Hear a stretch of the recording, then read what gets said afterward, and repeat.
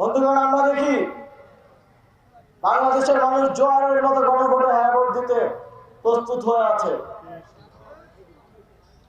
ফলে একটি দল চাপে পড়ে গণভোটে হ্যাঁ ভোটের পক্ষে বলেছে, কিন্তু তারপরে আমরা সোশ্যাল মিডিয়ায় বিভিন্ন পত্রিকায় দেখি তাদের নেতা কর্মীরা মাঠ পর্যায়ে না ভোট চাচ্ছে।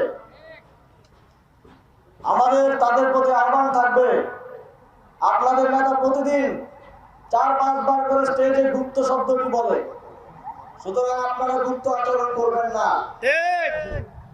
যা মুখে বলবেন কাজে করলেও তাই বাস্তবায়ন করবেন, না হলে আপনাদের এই গুপ্ত কথা আপনাদের উপরে গিয়ে বর্তাবে।